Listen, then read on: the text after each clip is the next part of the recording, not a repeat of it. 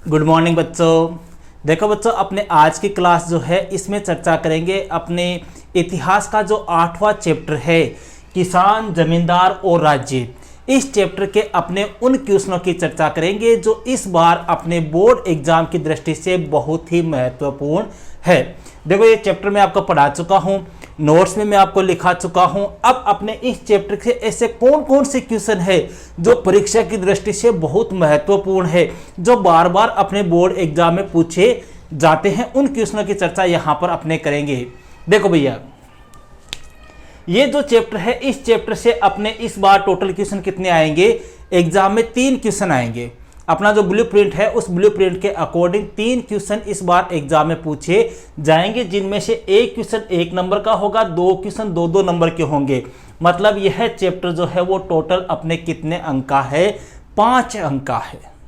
समझ रहे हो? और यहां पर इस चैप्टर से मैंने टोटल 15 क्वेश्चन कलेक्ट किए हैं जो आपकी परीक्षा की दृष्टि से बहुत ही ज्यादा इंपॉर्टेंट है, या अपने कहे मोस्ट है, या कहे बहुत ही ज्यादा महत्वपूर्ण है। तो अपने क्वेश्चनों का सॉल्यूशन करते हुए सबसे पहले बात करते हैं क्वेश्चन नंबर 1। देखो, यहां पर एक तो थोड़ा सा मैं आपको यह कहना चाहूंगा कि आप जो है वो वीडियो को अंत तक देखा करो, क्योंकि उससे क्या होता है, आपके इन 15 क्वेश्चन के साथ में और 15 क्वेश्चन तैयार होते हैं। समझ रहे हो आप? और मैं अगर आंसर बता रहा हूं, आप अगर सुन रहे हो, तो उससे क्या थोड़ा सा जल्दी याद होता है, बजाय आप खुद याद करते हो ना, उसकी बजाय आप सर्वे और दर्श से, मैं पढ़ाता जा रहा हूं, साथ साथ में बोलता जा रहा हूं, आप सुन रहे हो, उससे ज्यादा बेटर याद होता है। समझ रहे हो? तो पहला क्वेश्चन है भैया, आपने मुगल काल में कृषि के बारे में जानकारी हमें किस पुस्तक से प्राप्त होती है?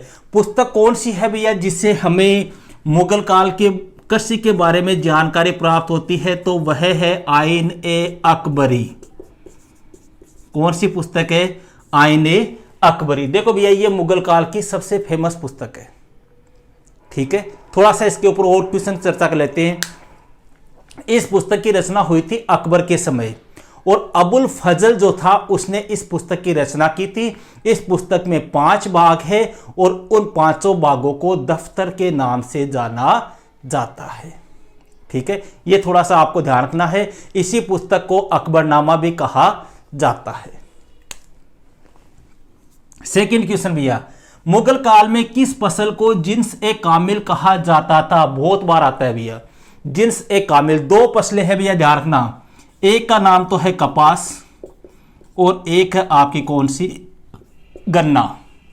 इनको क्या कहते थे? जिन्स-ए-कामिल। ठीक है, 1 मिनट।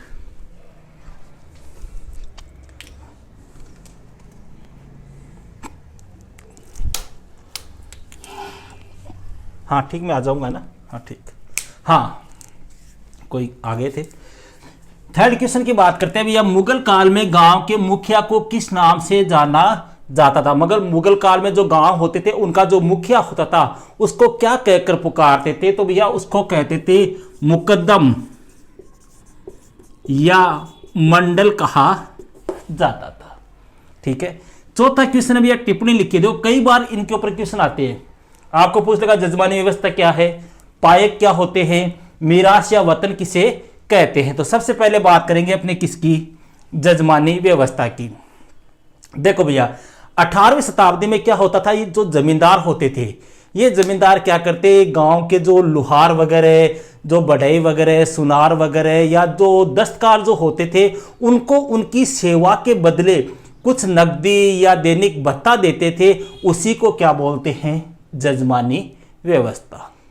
ठीक है, दूसरा आता है भैया पायक। पायक किसे कहा जाता है? देखो, ऐसे व्यक्ति जो जमीन के बदले सैनिक सेवा देते थे, उन व्यक्तियों को क्या कहते हैं? पायक कहते हैं। मतलब ये सैनिक ही होते थे, उनको सेना से अपने सेवा देने के बदले क्या दी जाती थी? जमीन दी जाती थी। तो ऐसे व्यक्ति जो सैनिक सेवा के बदले जिनको जमीन दी जाती थी वो क्या कहलाते? पायक। तीसरा है भैया मीरास या वतन। देखो, वह जमीन जो गांव वालों के द्वारा एक प्रकार से जो ग्रामीण दस्तकार होते थे, जैसे अभी अपने चर्चा की थी ना, बढ़ई, सुनार वगैरह, ये ठीक है, उनको उनकी सेवा के बदले दी जाती। देखो इसमें क्या होता है, जजमानी व्यवस्था में, इसमें तो नकदी दी जाती है, ठीक है, और इसमें क्या दी जाती है, जमीन दी जाती है, बस इतना ध्यान रखना। बाकी दोनों सेम है, ठीक है, ये गांव वालों के द्वारा दी जाती है, ये जमींदार के द्वारा दी जाती है। इसमें नकदी या वेतन भत्ता दिया जाता है, दैनिक भत्ता दिया जाता है, इसमें जमीन दी जाती है, ठीक है। और पायक पायक कौन होते थे, सैनिक होते थे, जिनको सेवा के बदले, सैनिक सेवा के बदले जमीन दी जाती थी। ये आपको ध्यान रखना है, कई बार ये क्वेश्चन एक एक नंबर के पूछे जाते हैं। खुदकास्ट और पाहीकास्ट क्या है, खुदकास्ट और पाहीकास्ट, भैया देखो, खुद का मतलब स्वयं, खुदकास्ट का मतलब हो गया ऐसे किसान जिनकी स्वयं की जमीन होती है और वो अपनी जमीन पर खेती करते हैं, वहीं गांव में रहते हैं, वो क्या कहलाते हैं, खुदकास्ट, मतलब जो खुद की जमीन पर खेती करते हैं। पाहीकास्ट जिनकी खुद की जमीन नहीं होती, वो दूसरे की जमीन पर ठेका प्रणाली के तहत खेती करते हैं। जैसे अपने कहते हैं ना कई बार कि गुरुजी में तो मखाड़े जमीन ने कोई ने बता दी, ठेका पर दे दी, समझ रहे हो, आधो बिको और आधो माखो, इस हिसाब से। तो इस हिसाब की जो कृषि करते हैं वो कौन होते हैं, पाहीकास्ट, ठीक है। क्वेश्चन नंबर 6 की बात करते हैं भैया, मुगल काल में जमींदार किन्हें कहा जाता था, इनकी सामाजिक स्थिति कैसी थी। देखो मुगल काल में जमींदार किसको कहते थे, जमींदार कौन होते थे भैया, जमींदार वो व्यक्ति होते थे जो कर वसूल करने का कार्य करते, कर उगाही का काम करते, राजस्व वसूल करने का काम करते। ये एक प्रकार से अपने बात करें तो ग्रामीण समाज के जो है वो सबसे ऊंचे व्यक्ति होते थे, इनकी समाज में हैसियत जो है वो ज़्यादा होती थी, इनको विशेष और आर्थिक सुविधाएं जो है वो भी ज़्यादा प्राप्त होती थी। इनके अपने किले होते थे, इनके पास में छोटी सैनिक टुकड़ियां होती थी, ये गांव में सबसे ऊंचे या शीर्ष स्थान के ऊपर होते थे। इस प्रकार से आपको इसका उल्लेख करना है। देखो यहां पे इतना ध्यान रखना है, क्वेश्चन अपने 2 नंबर के आएंगे, एक क्वेश्चन 1 नंबर का आएगा, 2 क्वेश्चन 2-2 नंबर के आएंगे। तो अपना आंसर जो है 1 नंबर वाले का तो आपको पता है लास्ट 1 या 2 लाइन, और 2 नंबर वाले का आंसर जो है वो लास्ट आपका ज्यादा से ज्यादा 4 या 5 लाइन का होना चाहिए। आईन अकबरी के बारे में आप क्या जानते हैं, अभी पहले बता चुका हूं। देखो आईन अकबरी, आईन अकबरी भैया अकबर के समय लिखी गई, किसने लिखी थी, अबुल फजल ने, ठीक है।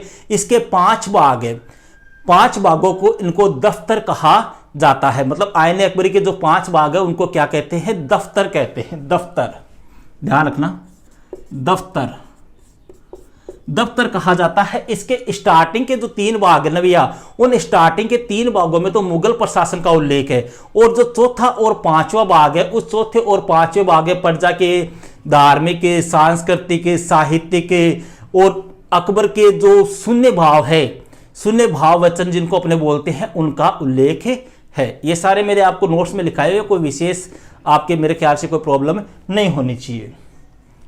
8वां है भैया, मुगल काल में भूमि को कितने भागों में बांटा गया था। देखो भैया मुगल काल में भूमि जो थी उसको 4 भागों में बांटा गया था, पोलज, पर्ती, चाचर और बंजर, ये 4 भाग थे मुगल काल में। पोलज कौन सी होती है, जिसके ऊपर प्रतिवर्ष खेती होती है, वो तो हो गई पोलज। जिसके ऊपर 1 साल छोड़कर 1 साल खेती होती है वो पर्ती, जिसके ऊपर 3-4 साल छोड़कर खेती होती है वो चाचर, और जिसके ऊपर 5-4 साल से खेती होती है या आपने कहे कि खेती नहीं के बराबर होती है, वो कौन सी होती है, बंजर होती है।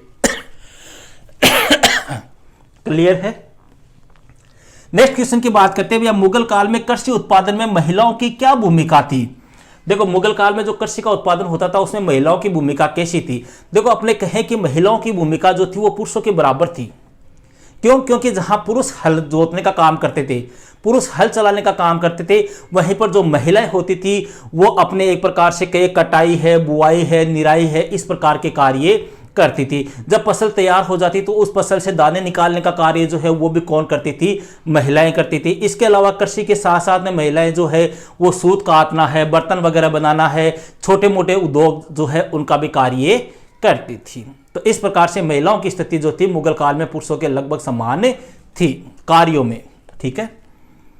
10वां भैया, शाह नहर का निर्माण कहां और किसके समय हुआ था। देखो भैया शाह नहर जो है वो बनाई गई थी कहां पर, पंजाब में बनाई गई थी, और शाहजहां के नाम पर, शाहजहां के समय यह बनाई गई थी, इसीलिए इस नहर का नाम क्या पड़ा, शाह नहर। शाहजहां के समय यह बनी थी इसीलिए इसका नाम क्या पड़ गया, शाह नहर। 11वां भैया, 19वीं शताब्दी में अंग्रेज अधिकारियों ने गांव को एक छोटा गणराज्य क्यों कहा था। किसको? गांवों को। देखो क्यों कहा था, क्योंकि गांव के लोग होते थे ना भैया, 19वीं शताब्दी 18वीं 19वीं शताब्दी की बात है, 18वीं 19वीं शताब्दी में जो गांव के लोग होते थे ना, वो गांव के लोग सामूहिक स्तर पर एक साथ एकत्रित होकर भाईचारे के साथ में क्या करते थे? हर वस्तु का बंटवारा करते थे। संसाधनों का है, श्रम का है, इनका क्या करते थे? बंटवारा करते थे। जो संपत्ति होती थी उस संपत्ति के ऊपर व्यक्तिगत स्वामित्व होता था। ठीक है, संपत्ति पर व्यक्तिगत स्वामित्व होने के अलावा जाति और लिंग के नाम पर भी जो है उस समय गांव में क्या होता था? एक प्रकार से सामाजिक विषमताएं पाई जाती थी या एक प्रकार से सामाजिक भेदभाव पाया जाता था। ठीक है, कुछ शक्तिशाली लोग हैं वही गांव का क्या करते थे? एक प्रकार से गांव की जो समस्याएं होती थी उन समस्याओं का समाधान करते थे, गांव की समस्याओं का निपटारा करते थे, तथा दुर्बल और कमजोर व्यक्ति तो होते थे, निर्धन जो व्यक्ति होते थे उनका एक प्रकार से शोषण किया जाता था, उनके ऊपर अत्याचार किया जाता था। इस वजह से 19वीं शताब्दी में अंग्रेज अधिकारियों ने गांव को एक छोटा गणराज्य कहकर पुकारा था। नेक्स्ट है भैया 12वां क्वेश्चन, मुगल काल में राजस्व वसूल करने की कौन कौन सी प्रणालियां प्रचलित थी? देखो मुगल काल में राजस्व वसूल करने की भी 4 प्रणालियां थी। पहली प्रणाली तो थी कणकूत, ठीक है। दूसरी थी भैया बटाई, तीसरी प्रणाली थी खेत बटाई और चौथी थी लांग बटाई। ठीक है, ये 4 प्रणालियां थी। मेरा आपको इनके बारे में डिटेल से सब कुछ नोट्स में लिखवाया हुआ है। 13वां है भैया मुगल काल में अमीन कौन होता था? अमीन किसको बोलते थे और इसका प्रमुख कार्य क्या था? देखो अमीन किसको बोलते थे भैया? यह मुगल काल का एक प्रमुख अधिकारी होता था। पहली बात, अमीन कौन होता? मुगल काल का एक प्रमुख अधिकारी होता था। इसका प्रमुख कार्य यह देखना होता कि जो राजकीय कानून है उन राजकीय कानूनों का पालन हो रहा है या नहीं हो रहा। यह कार्य जो है वो किसके द्वारा किया जाता था? अमीन के द्वारा किया जाता था। 14वां है भैया मुगल काल में जाति पंचायत के द्वारा किए जाने वाले प्रमुख कार्य बताइए। देखो जाति पंचायत क्या करती थी? जाति पंचायत भैया सबसे पहला काम तो ये करती थी कि ये जो दीवानी झगड़े होते थे उन दीवानी झगड़ों का क्या करती थी? निपटारा करती थी।